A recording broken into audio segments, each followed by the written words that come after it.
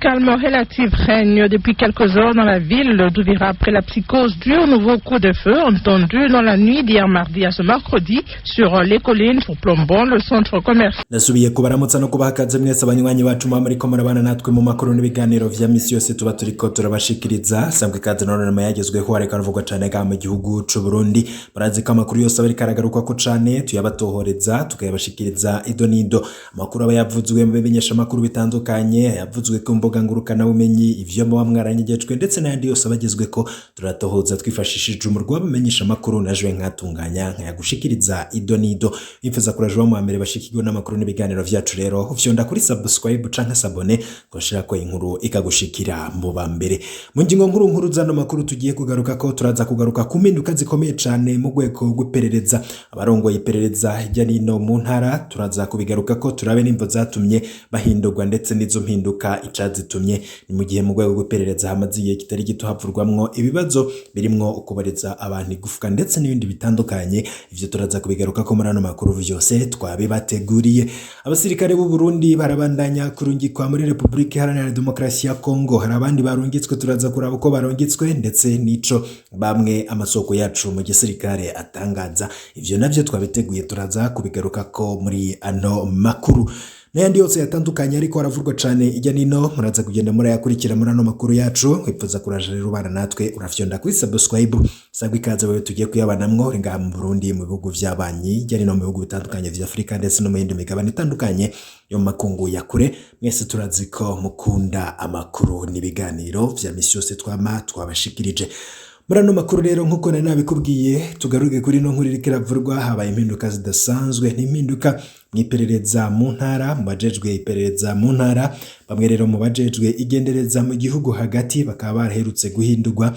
muri no misi n'amazina mashasha aboneka mu bagenwe ahubwo hari abahinduriwe intara bahora bakoreramwo naho hari abavuzwe mu vyaha bikomeye vy'ukunyuruza ndetse no guhohotera abanyagihugu ntabihano vyafatiwe abavuzwe muri ivyo vyaha akarorero ni Leonari Ngendakumana yavuzwe mu ihohoterwa rikomeye ry'inyankamugayo Innocent Barutwa nayo muri komine Matongo ihohoterwa ryavuyemwo urupfu rwa Barutwa nayo ariko Leonari yagumye mu Kayanza nkuko amakuru turibuze kubashikiriza abivuga akandi karorero kababaje ni Akazaburoni Mfuranzima yavuzwe mu igandagurwa ry'imbonera kure Gerard Bukuru ni mu ntara ya Gitega ariko amatwe yadusumira Mfuranzima yigumiye mu kibanza yahoramwo intara tumaze kumenya ko zifise abarongoye iperereza bashasha ni zino zikurikira mu ntara muri Bujumbura Meri Elifaze Niyongabo yahora Imwaro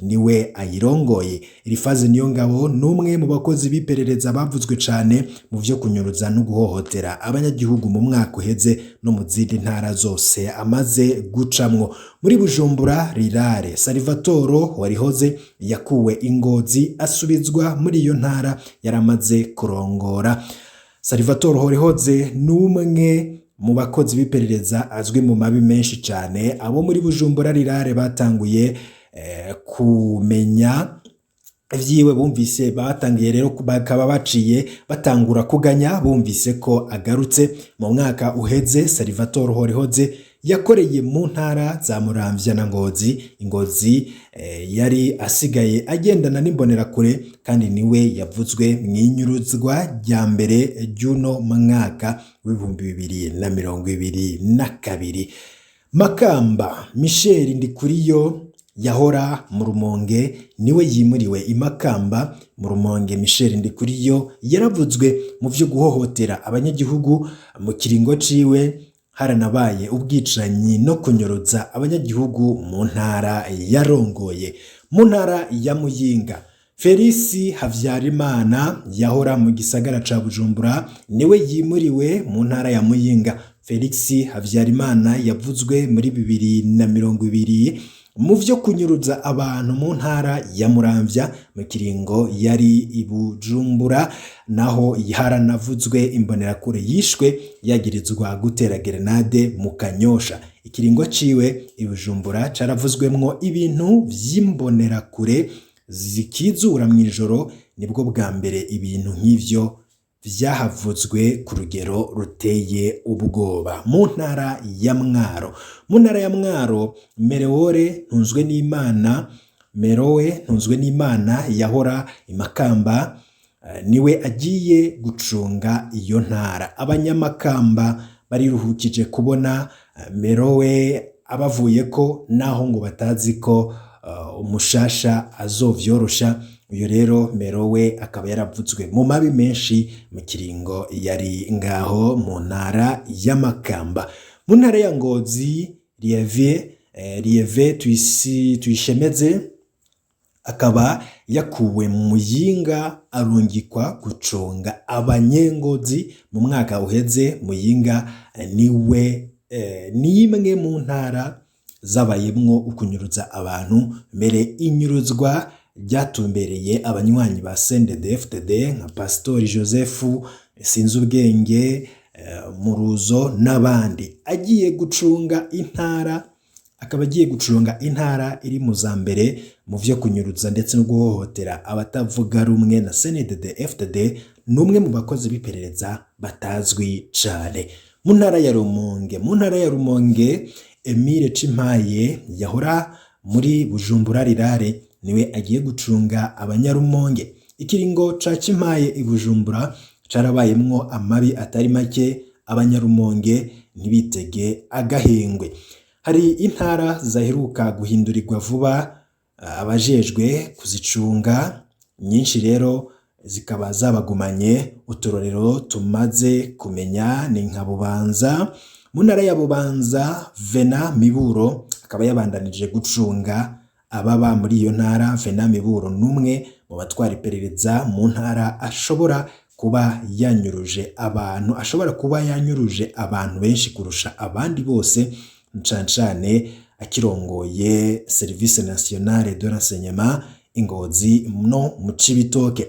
Kumbure ahiganwa na Gerard Ndayisenga abarizwa mu Mpimba muri kino gihe. Mu mezi make amaze ibubanza amabi yaravuzwe.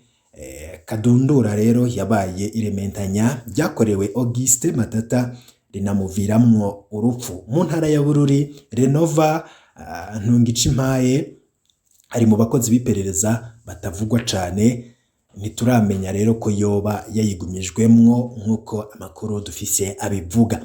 Mu ntara ya Cibitoke, Ahmed Nabire Sindayigaya abandanya gucunga abanyacibitoke. N'umwe mu bavuzwe mu maroregwa muri 2021. Intara yiwe iguma iri mu za mbere zitogwamwo ibiziga bigaca bihambwa bitamenyekanye.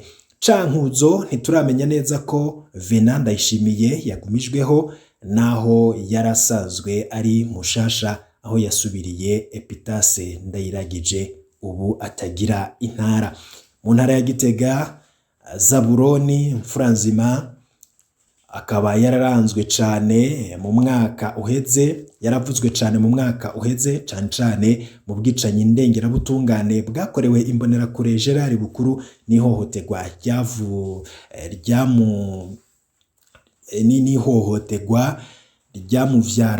n'ihohoterwa ryamuvyarawe. Zaburoni Mfuranzima niyahanywe amatwi yadusumira ngo yoba yagumijweyo. Karusi Eliezer Manirambona n'umwe mu bicocoro mu iperereza ry'u Burundi, aramaze kuvurwa mu mabi atari make, nawe agiye kubandanya acunga abanyagihugu b'Ikarusi, aho haciye igihe asubiriye Destino Bamfumukeko. Mu ntara ya Kayanza naho ahamaze igihe gito ni Leonari Ngendakumana, yaravuzwe cane mu mwaka uheze mu guhohotera abanyagihugu. Kadundura n'ihohoterwa ryavuyemwo urupfu rwa Innocent Barutwanayo. Leonari Ngendakumana ntiyahanywe. Mu Kirundo,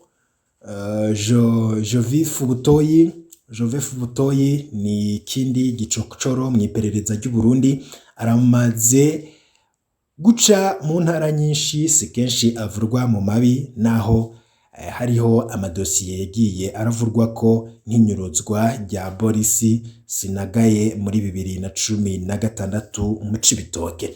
Muramvya uwitwa Ponsier niwe ajejwe gucunga abanyagihugu n'iyo ntara, nta gihe kinini arahamara kuva asubiriye Vitali Baranyanka, uwomenya izina ryiwe ry'ikirundi iyo riturungikira. Mu ntara ya Rutana, Pepine Habimana, uyo Pepine Habimana ni umukozi, numwe mu bakozi b'iperereza batazwi, izina ryiwe nta mabi turaryumvamwo.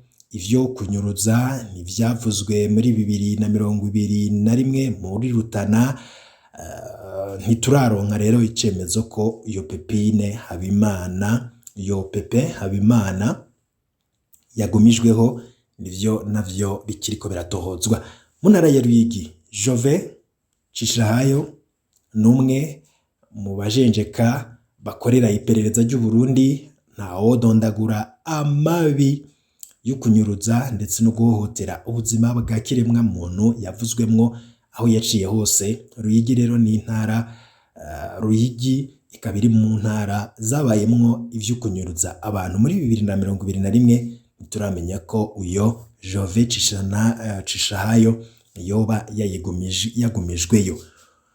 Ngivyo rero bimwe mu vyavuzwe cane. Uburonka udufoto twa Jove muri Ruyigi, Lieve, Ngozi, Ponsier, Muramvya na Micheli Makamba yobakoze atuturungikiye. Uwomenya intara yabayemwo ihinduka ry'utwara iperereza akaba yo kwandikira Ndondeza kuri nimero ya WhatsApp akamenyetso kuguteranya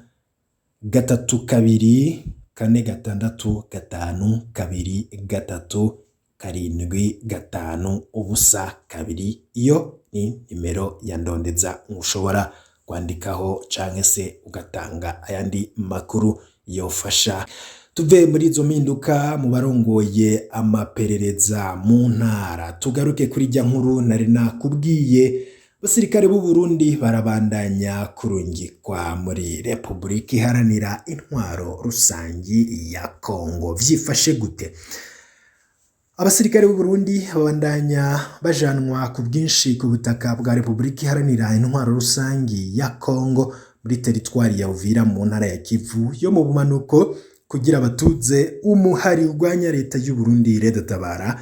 Kuva ico gihe rero intambara zaciye zitangura gusutama hagati y'izi mpande zibiri zose, aho hanavurwa abasirikare b'u Burundi bari kumwe n'imbonerakure barenga 40 ngo boba bamaze kuhasiga ubuzima hamwe n'abahakomerekeye, nk'uko bitangazwa n'ikinyamakuru SOS Media Burundi candikira ku rubuga ngurukana bumenyi.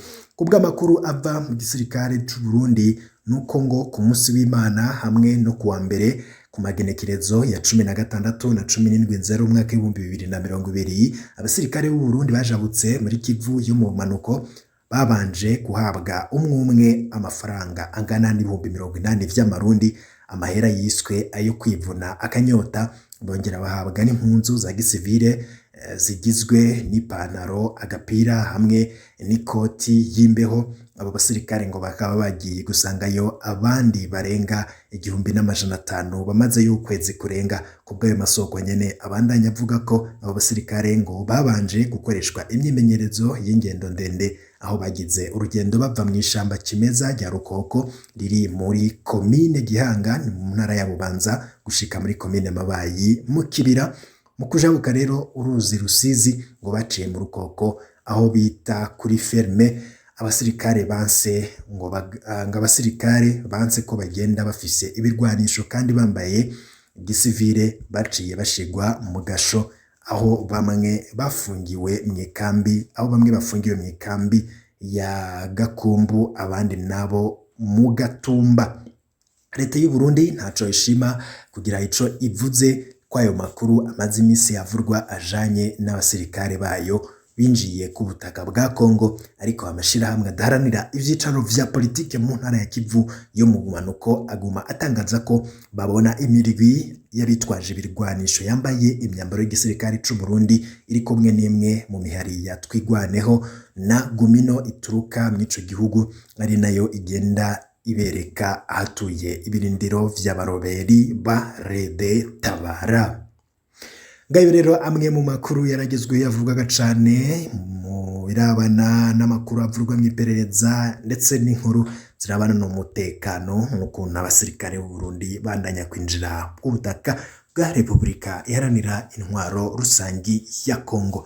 Mukanya n'ayandi makuru araba agezweko turiko turabatunganiriza, muraza kuyakurikira idonido ingingo imwe ukwayo. Bifuza kubana natwe ndetse no kurashikirwa n'amakuru abagezweko, urafyonda kuri subscribe gihe cyose dushizeko inkuru ikagushikira mu bambere. Ibihe byiza kuri mwese nivyo ndayipfurije.